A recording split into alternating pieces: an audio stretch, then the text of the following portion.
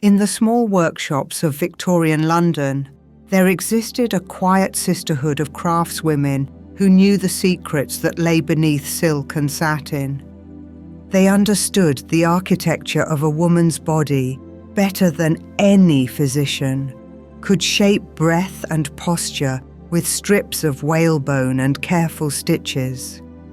These were the corset makers, the stay makers, the invisible artists who gave women their silhouettes, and in doing so, became keepers of their most intimate confidences. This is the story of one such woman, and the hands that created beauty from cloth and bone. Come in, come in. Mind the step there, dear. The threshold is worn from years of visitors.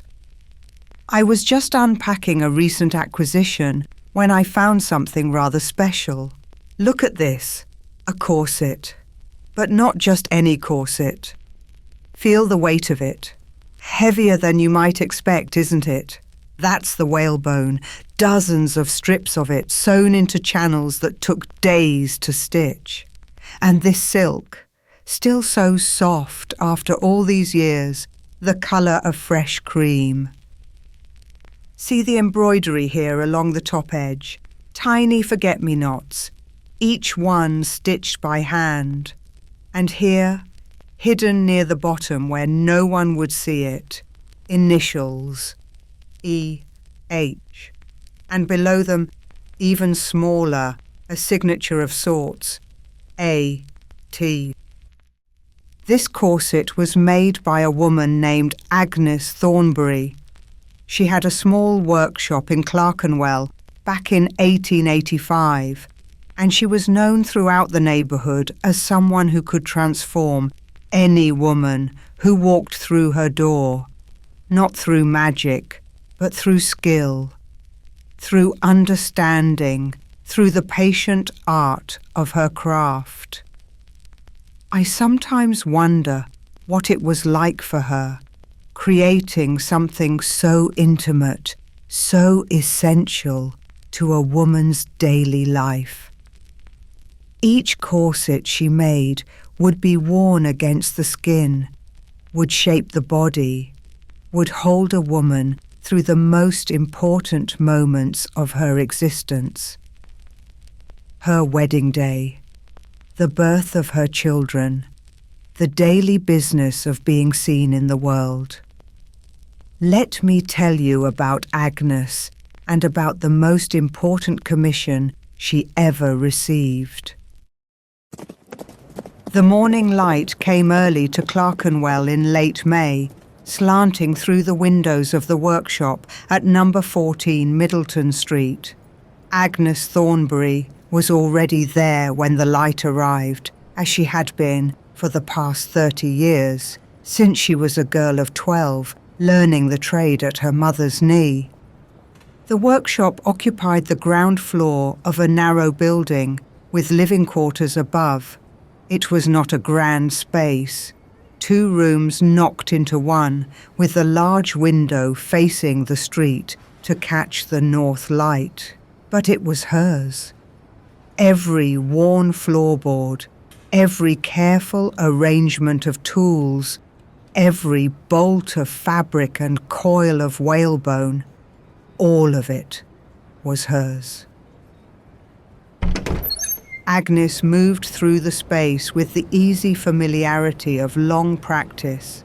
She was 42 years old, a widow these past 5 years, with capable hands that showed the small scars and calluses of her trade. Her hair, still more brown than grey, was pinned neatly beneath a simple cap. Her dress was practical, dark wool that wouldn't show the chalk dust from marking patterns, sleeves that could be rolled when working with steam and hot irons. She paused at the large cutting table that dominated the centre of the room and ran her fingers along its worn surface. Her mother had worked at this same table, had marked patterns here, cut fabric here, taught Agnes the mysteries of the craft here. Sometimes, in the early morning quiet, Agnes could almost feel her mother's presence. The soft voice explaining how to read the curve of a woman's spine, how to anticipate where pressure would fall, how to create support without restriction. There was a ritual to opening the workshop each morning. Agnes unlocked the front shutters and pushed them open, letting the grey London light filter in. She checked the water level in the kettle on the small stove, added coal to coax the embers back to life. She ran her fingers along the row of dress forms that lined one wall, each one shaped to match a regular client, labelled with a small tag bearing a name and date. Mrs. Pemberton, 1879. Miss Charlotte Wells, 1882. Lady Ashworth, 1884. Each form told a story. Each represented hours of careful measurement, adjustment, and refinement. Agnes knew these bodies as intimately as their owners did, perhaps more so. She knew where Mrs. Pemberton carried tension in her left shoulder. She knew that Miss Wells had a slight curve to her spine that required special boning placement. She knew that Lady Ashworth had gained weight after her third child and had been too embarrassed to mention it, forcing Agnes to tactfully adjust the patterns without comment. The bell above the door jangled, and Agnes turned to see her assistant slipping through. "Good morning, Mrs. Thornbury." Lily Clark was 18, the same age Agnes had been when she'd first been trusted with her own needle. The girl had a natural eye for the work, a patience rare in one so young, and hands that were learning, day by day, to feel what the fabric wanted. "Good morning, Lily. You're early." "Couldn't sleep, ma'am. Kept thinking about Miss Harding's fitting today."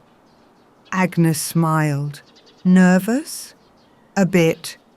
It's the most important commission we've had since I started." "Every commission is important, Lily. Remember that.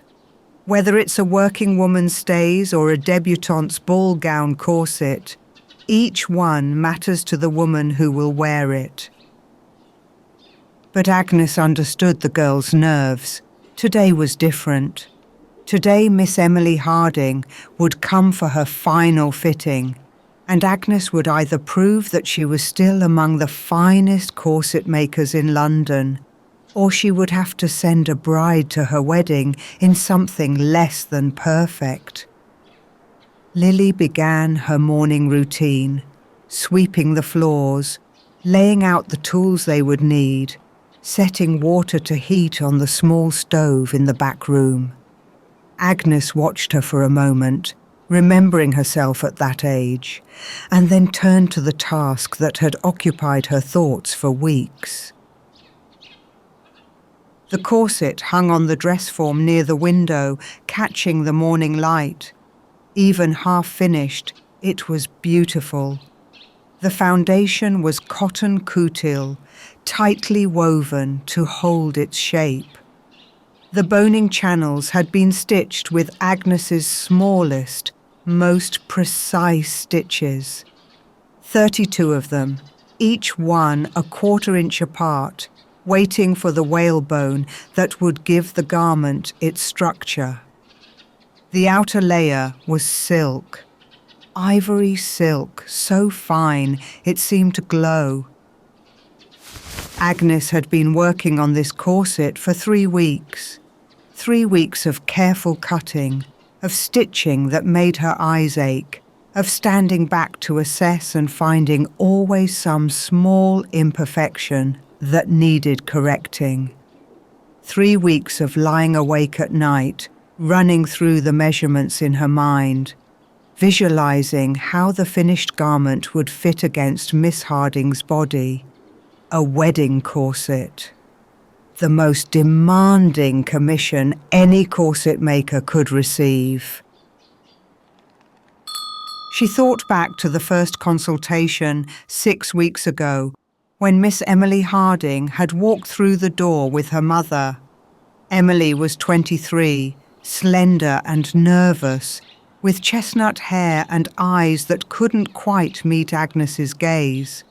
Mrs. Harding, by contrast, was all business, inspecting the workshop, examining the samples, asking pointed questions about Agnes's experience.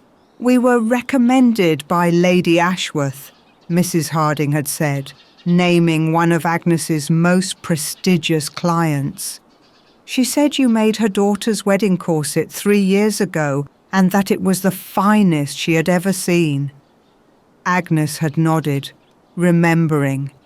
The Ashworth Commission had taken a month and had nearly ruined her eyes with its intricate beadwork. But the result had been worth it. A corset so beautiful that the bride had wept when she saw herself in the mirror. "I remember it well, ma'am. Emily's wedding is in 6 weeks. Can you complete a comparable piece in that time?" 6 weeks was barely enough. 4 would have been impossible. Agnes had hesitated, calculating in her mind. The measuring, the pattern making, the cutting, the stitching, the boning, the fitting, the finishing. Each step required time, and rushing any of them would mean a lesser result. "I can," she had said finally, "but I will need Miss Harding here for 3 fittings at minimum, perhaps 4. And so it had begun. The first fitting had been purely practical. Measurements, so many measurements. Agnes had sent Mrs. Harding to wait in the front room while she worked. This part of the process was intimate, and she had learned long ago that mothers' watchful eyes made daughters tense, which made accurate measuring impossible. "I need you to breathe normally," Agnes had told Emily, her measuring tape circling the young woman's waist.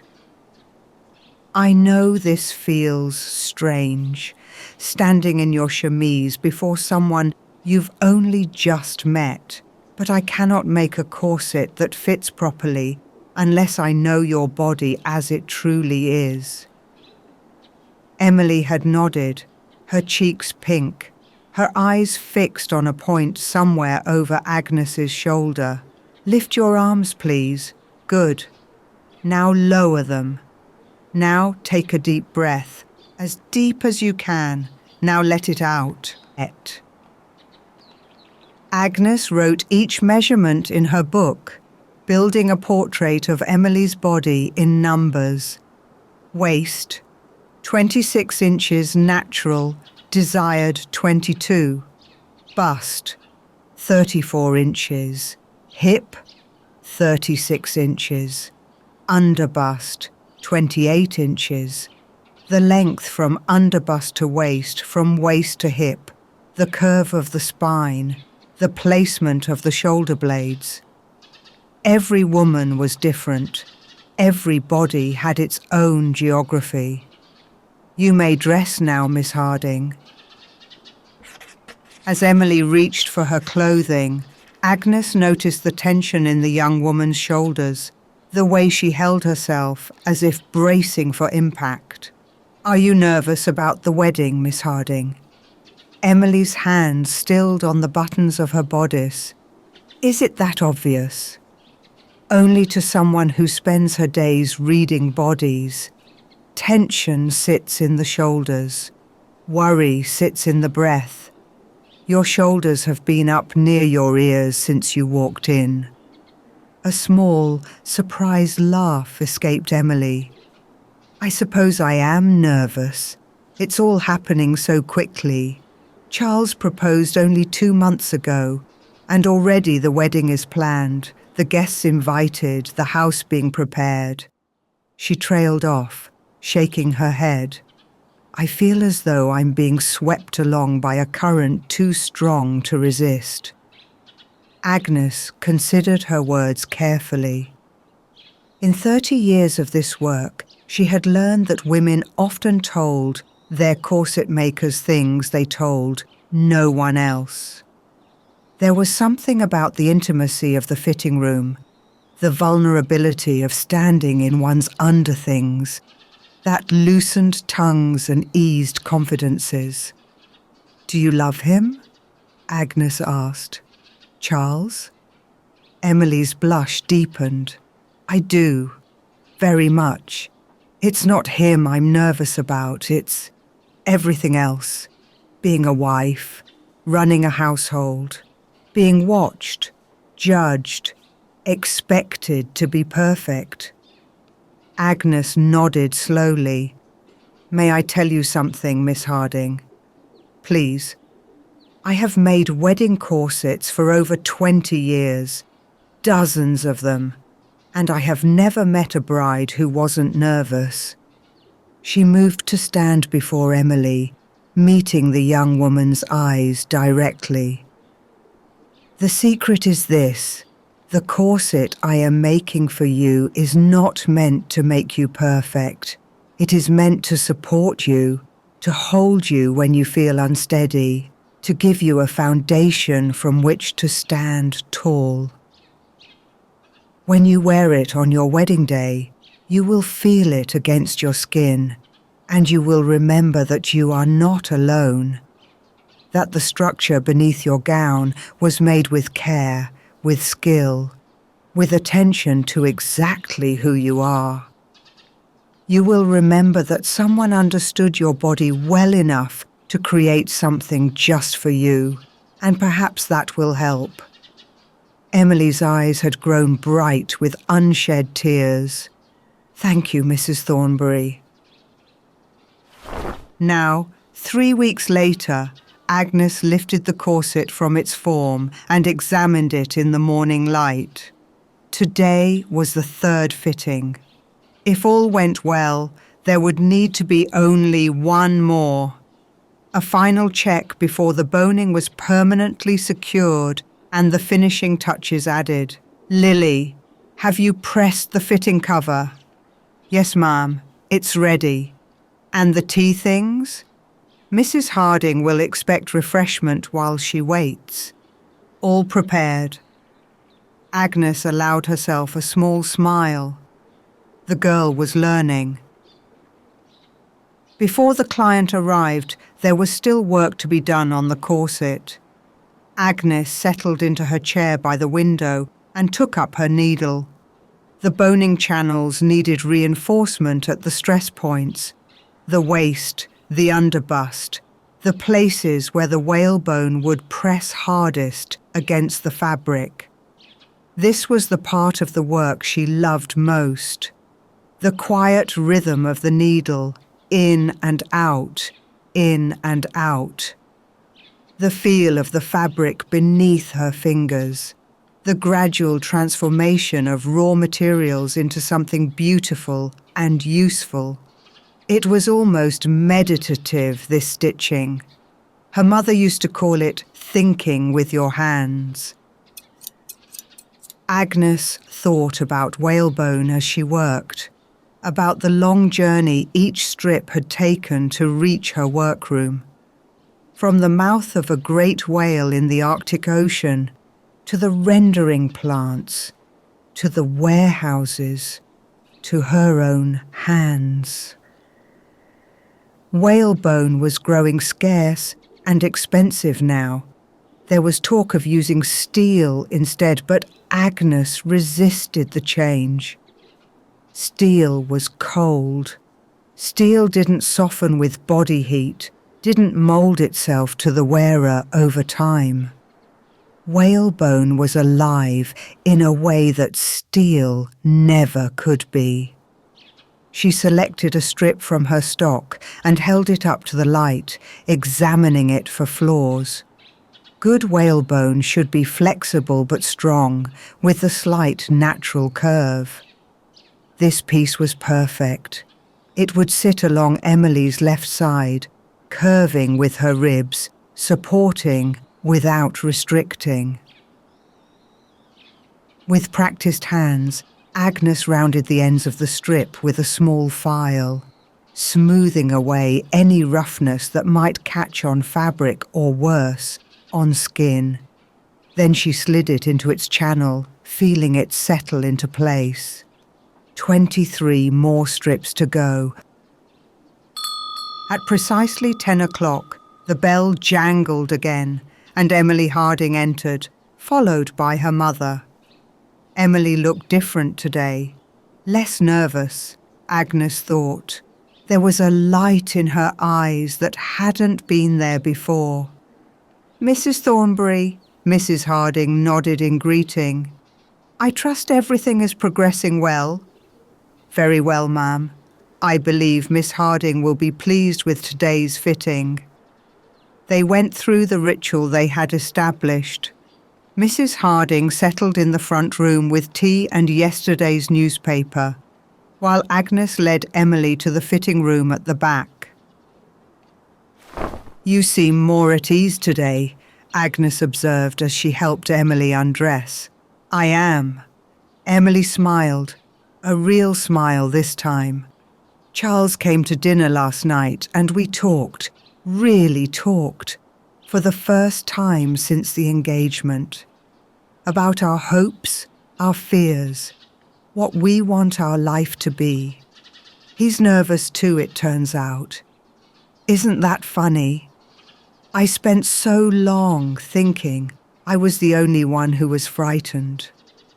"It is rarely so," Agnes said. "Now, arms up." She lifted the corset and positioned it around Emily's torso, beginning the careful process of lacing. This was the moment of truth, the point where weeks of work would either prove themselves or fall short. The boning channels had been filled now, each strip of whalebone cut precisely to length, the ends filed smooth so they would not dig or poke. Agnes had spent an entire afternoon selecting the bones, rejecting any that were too stiff or too flexible, keeping only those that would bend with the body while still providing support. She began to tighten the laces, watching Emily's body change as she worked. The waist drew in gradually, the torso lengthening, the posture straightening. This was the alchemy of her craft, taking a woman's natural shape and gently, firmly reshaping it into something both beautiful and functional. "How does it feel?" Agnes asked. Emily took an experimental breath, then another, deeper. Like being held. It's strange, but I feel steadier, more myself somehow. "Can you bend?" Emily bent forward carefully, then side to side. "Yes, it moves with me." "That is as it should be." Agnes knelt to check the positioning of the bottom edge, making small marks with chalk where adjustments would be needed. A corset should never feel like a cage. It should feel like architecture, giving you structure without imprisoning you. She stood and guided Emily to the full-length mirror that hung against the wall. For a moment, they both simply looked. The corset was not yet complete. The silk outer layer still needed its final stitching. The embroidery had yet to be added. The edges remained unfinished. But even in this state, the transformation was visible. Emily stood taller, her waist gracefully curved, her posture elegant and assured. "Oh," Emily breathed. "Oh, Mrs. Thornbury." Agnes felt the familiar warmth of pride spreading through her chest. This was why she did this work. This moment when a woman saw herself as she could be, as she would be, as she was beneath all the doubt and uncertainty. "There will be one more fitting," Agnes said, "in 10 days. By then, the embroidery will be complete and we can make any final adjustments. On your wedding day, Miss Harding, you will wear this beneath your gown and you will be ready." The days that followed were filled with the painstaking work of finishing. Agnes rose early and worked late, her needle moving in the careful rhythm she had learned as a girl. The embroidery alone took 3 days. Tiny forget-me-nots in silk thread, the exact shade of Emily's eyes, climbing delicately along the top edge of the corset where they would peek above the neckline of the wedding gown. Lily watched and learned, her own needle working on simpler seams under Agnes's watchful eye.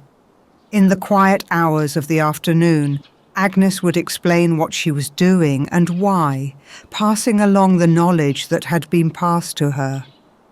"See how I anchor each flower at 3 points?" Agnes held up her work for Lily to examine. "That prevents the thread from snagging when the corset is worn. A bride cannot be worrying about pulled stitches on her wedding day." "The flowers are so small," Lily marvelled. "How do you keep your stitches so even?" "Practice, 30 years of it." Agnes smiled at the girl's earnest expression. "Your stitches will be just as even in time. You have good hands, Lily. I knew it the first day I saw you sew." "Mrs. Thornbury, may I ask you something?" "Of course. Why do you sign your work?" "The initials you hide at the bottom. I've seen them on every corset you've made since I started here." "Why, when no one will ever see them?"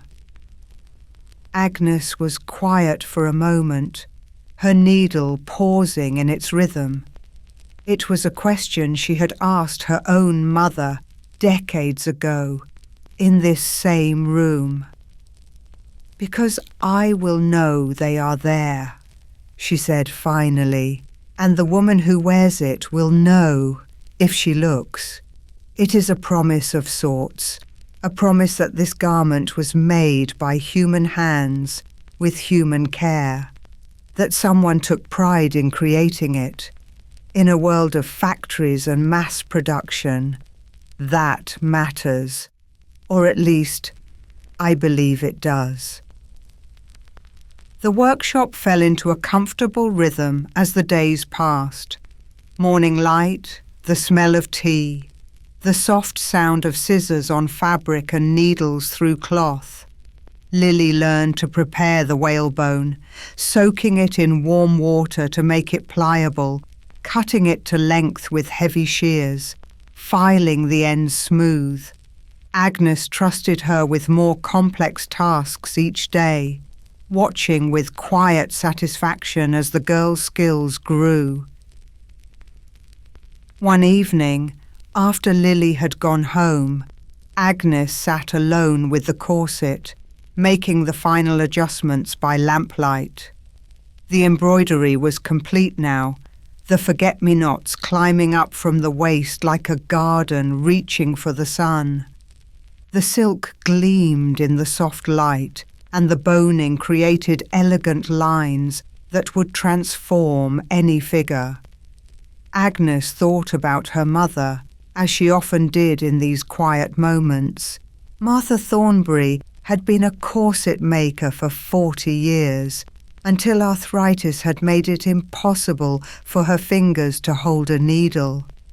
She had died in this same room, in the chair by the window, with a half-finished corset in her lap and a smile on her face. "You'll carry on," she had told Agnes near the end. "You have the gift. You understand what we really do, not just shaping bodies, but holding women together, giving them something to stand tall in." Agnes had promised, and she had kept that promise. Through her husband's illness and death, through lean years and prosperous ones, through changing fashions and evolving techniques, she had kept the workshop open and the craft alive. And now, there was Lily. Another generation, learning the same skills at the same table. The tradition would continue. Agnes picked up her needle and added one last detail to the corset. Her own initials, tiny and hidden, stitched in thread that matched the silk. A T, a signature, a promise, a claim of ownership over her own work and her own skill.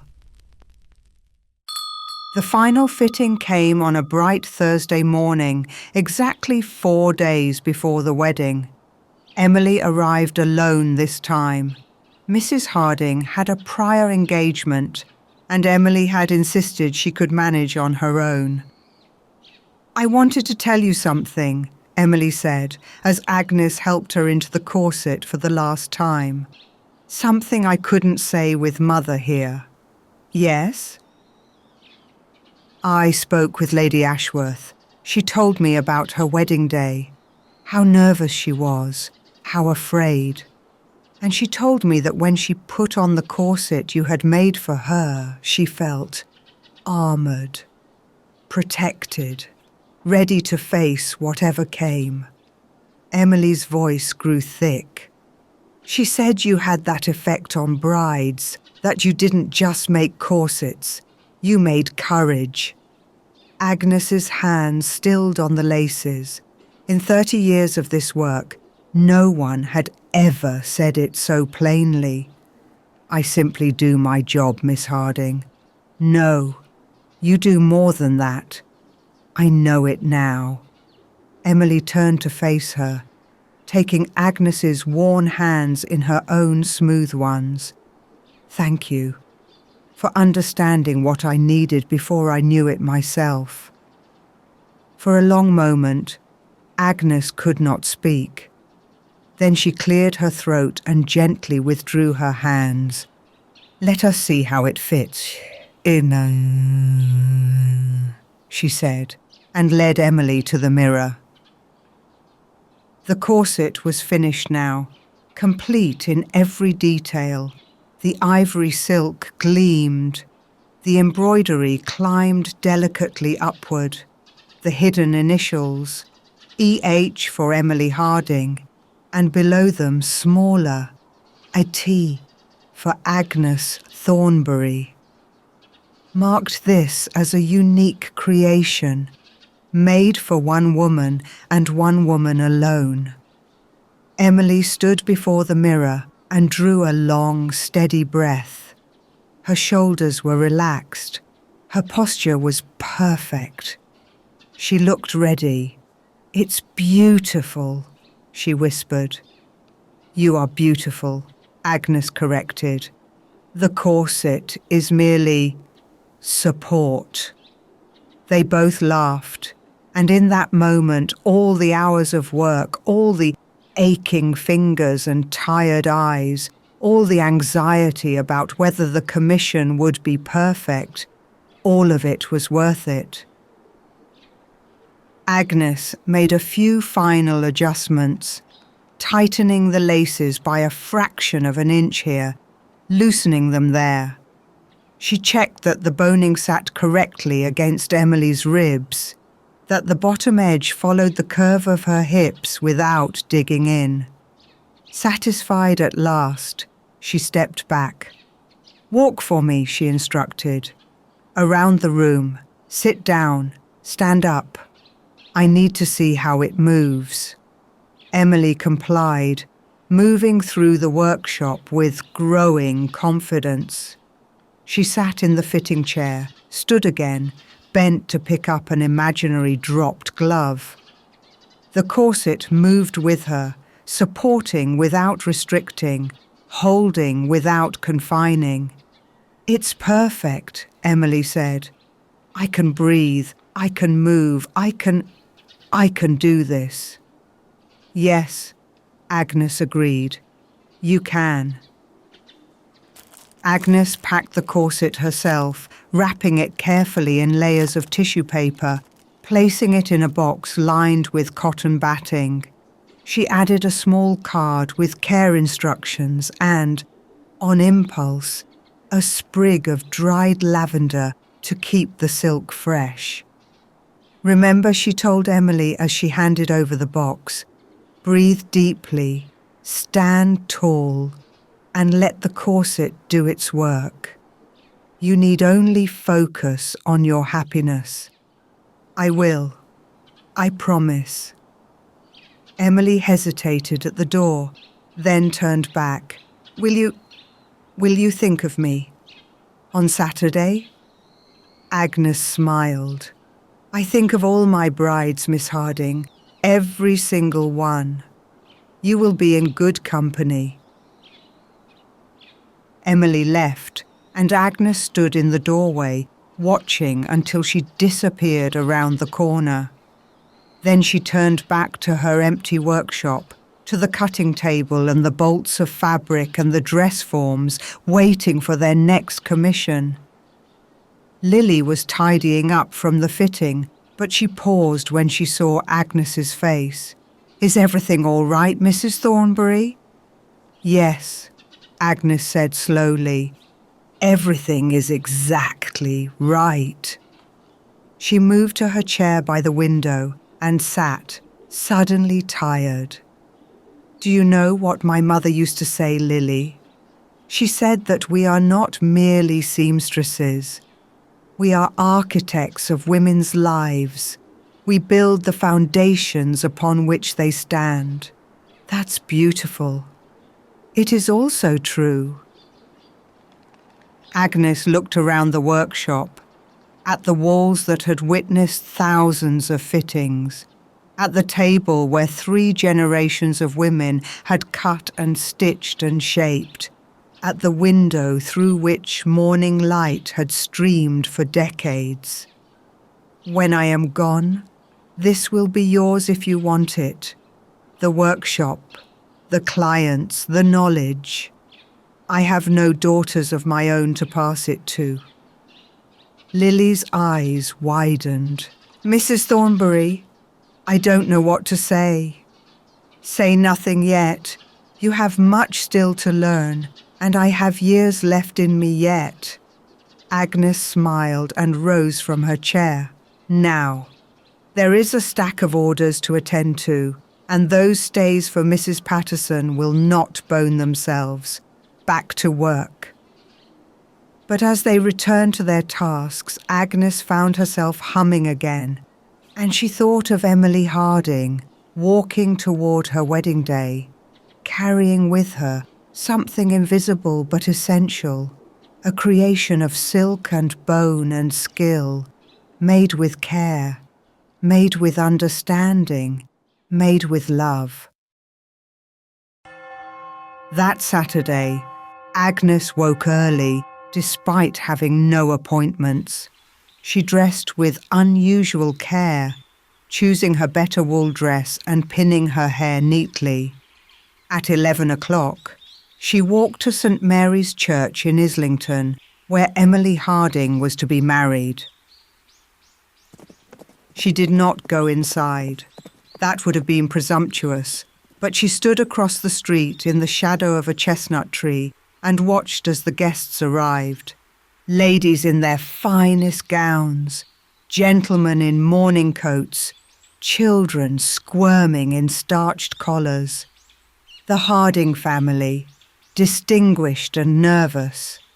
The groom's family, equally so.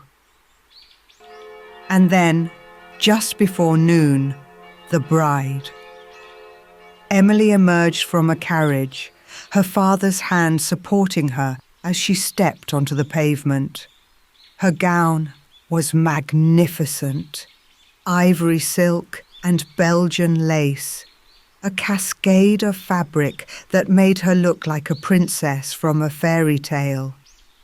But Agnes looked past the gown to what lay beneath it. The foundation, the support, the corset that had taken 6 weeks of her life to create. Emily stood tall. Her shoulders were back. Her posture was perfect. As she walked toward the church door, she paused for just a moment and looked around as if searching for something.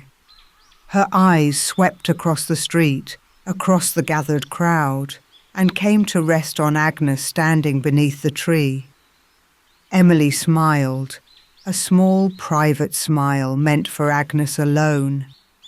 Then she turned and walked into the church, and the doors closed behind her. Agnes stayed until the bells began to ring, signalling that the vows had been exchanged. Then she walked home, humming softly to herself, and opened her workshop for the afternoon's work. There were other corsets to make, other women to support, other brides waiting to be held up on the most important day of their lives. The work continued. It always did. And so Agnes Thornbury's corset found its way here, to my little shop, after all these years. Emily Harding wore it on her wedding day, and by all accounts she was radiant. She and Charles were married for 47 years and had 3 daughters, each of whom received a wedding corset from Agnes's workshop, first from Agnes herself and later from Lily, who did indeed inherit the business and carried it into the new century. This corset was found in an attic in Hampstead, wrapped in its original tissue paper, the lavender still faintly fragrant after more than 100 years. The silk is still soft, the boning is still flexible, the forget-me-nots still climb toward the neckline. I like to think Agnes would be pleased to know it has survived. She was a practical woman, I imagine, not prone to sentimentality. But she would understand what this corset means. It is not merely an artifact of fashion or a relic of a bygone era. It is a testament to skill, to patience, to the sacred trust between a craftswoman and her client. We don't think of corsets this way anymore. We think of them as instruments of oppression, tools of an unjust beauty standard. And perhaps there is truth in that. But there is also another truth, that women like Agnes Thornbury took an imperfect system and found within it a way to serve, to support, to create something beautiful and useful. They understood bodies, they kept secrets, they gave women armor for the battles they faced. The next time you dress for an important day, perhaps you might think of Agnes. Think of her hands, calloused and careful, stitching by lamplight. Think of her eye, trained by decades of practice, seeing what others could not. Think of her care, her pride, her quiet determination to do her work well. And know that in doing so, she created something that lasted, something that mattered, something that held women up when they needed holding. Now then, it's getting late, and you must be tired. This old shop will be here whenever you need it, whenever you want to slip away from the world for a while and listen to the stories that old things have to tell. Rest well, dear visitor, rest well. The corset goes back on its shelf now, where it can dream of wedding days and forget-me-nots, and the capable hands that gave it form so very long ago.